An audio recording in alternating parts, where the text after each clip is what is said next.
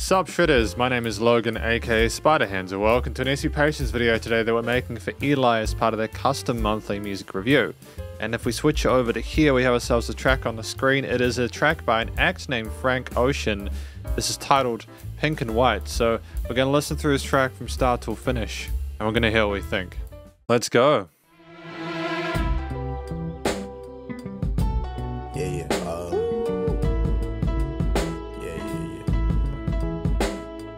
That's the way every day goes. Every time we've no control. If the sky is pink and white, if the ground is black and yellow, it's the same way you showed me. Nod my head, don't close my eyes. Halfway on a slow move. I love the arrangement. The combination of the keys, the strings with the crescendo at the start, the clarity of Frank's vocals in the mix. On the offsets, a very competent arrangement with the percussion included. Halfway on a slow move. It's the same way you showed me. If you could fly, then you'd feel south. Up north's getting cold soon. The way it is, we're on land, so I'm someone to hold true. Keep you cool when it's still alive. Won't let you down when it's all ruined. Just the same way you showed me. Nice use of vibrato there with the misty reverb. Glory from above, regardless, dear. It's all downhill from here. In the wake of a hurricane, dark skin of a summer shade, nosedive in the floodlines, tall tower, milk crate. It's the same way you showed me.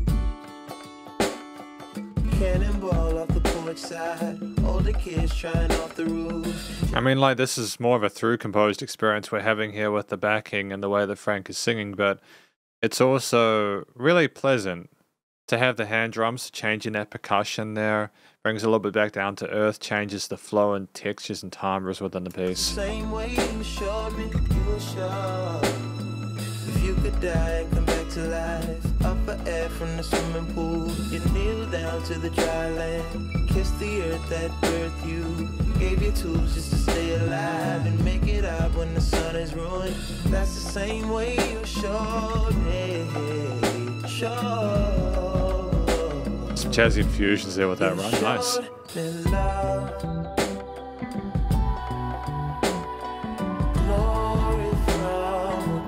Maybe it is ABAB. It's all downhill from here. Real life, remember how it was. I'm G, Michael Jackson, all in shit. Say what up to Reggie, the shoe. Say what up to Danny. Say what up to life and mortality.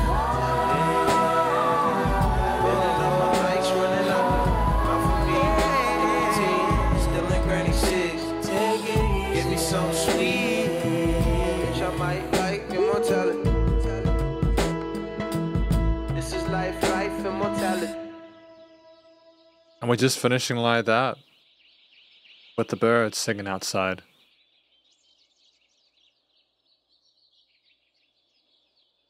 I mean, it's charming.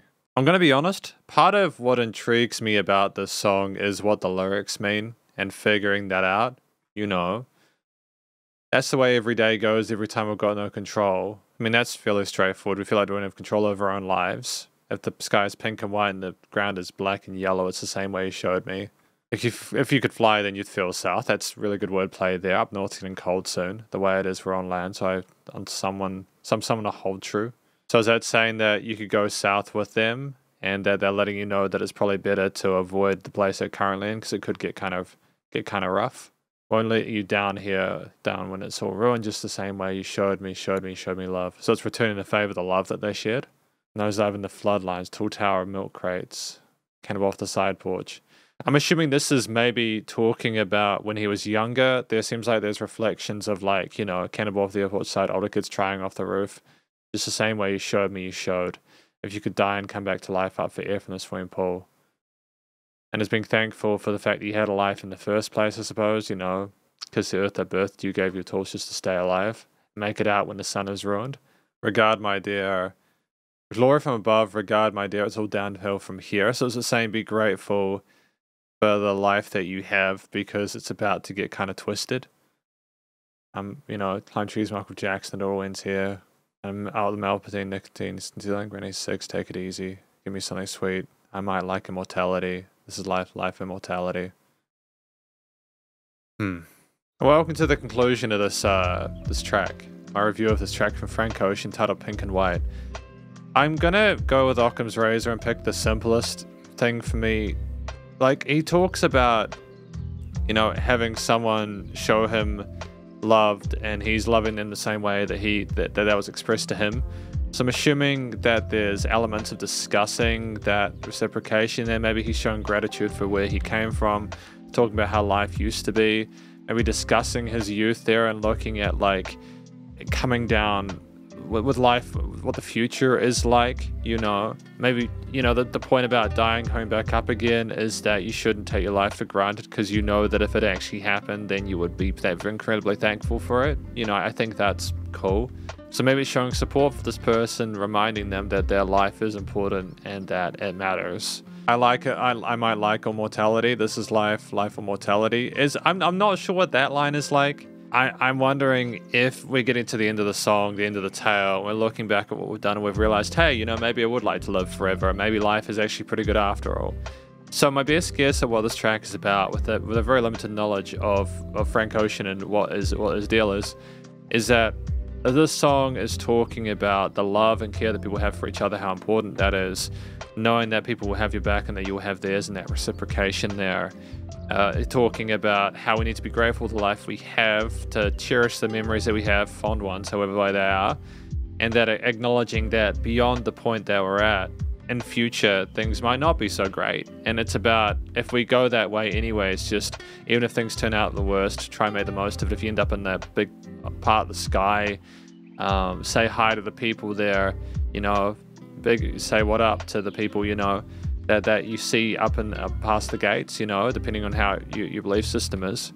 But it's also looking back, like taking the Granny 6, you know, I suppose. Yeah, there's a lot to talk about here. It's a very interesting story. Frank's clearly very comfortable telling it. The vocal technique that we displayed here, his competency as a performer is really credible. I think that he expressed himself really maturely. It's a calm, it's confident performance. We sounded like we knew exactly what we wanted to talk about and say at the right parts. It was almost effortless, but you could tell he really cared about what he was singing about at the same time. It's that collected, the cool, calm, and collected. That's what I was going for before. That kind of vibe there, that aesthetic with the melodies, as well as some of those falsetto or head voice legato runs there with some interesting tails on those melodies there. There was a nice amount of variety with the ideas with the melodies within this track, which was good. We didn't just have the same phrases repeated there. We also had some extra vocalists come up on the sides there as we went further on. And there was some extra choir vocals there in the later half with the third act, I suppose, to this track, talking about the Danny and life and mortality, you know. I don't know. Is it also talking about how who we are as a person, our story becomes immortal? That, like, with the people that our story is told to, they'll remember us even if we're not there. Is that what it's about? It's a very intriguing tale, but I think that Frank told it very well. It was a mature listen, and it was handled very eloquently, and I'm pleased I got the opportunity to listen to it, you know. So I think the story was compelling. I think Frank's clearly the vocalist to sing and tell it. I think that the track itself at 3 minutes is great use of time. You know, it was nice and short. There was no filler whatsoever there. We had the strings crescendoing at the start with that slow build, then the piano, some guitar parts, the bass and the drums, and we had everything we needed there to kind of keep moving forward, and it was charming. It was really great.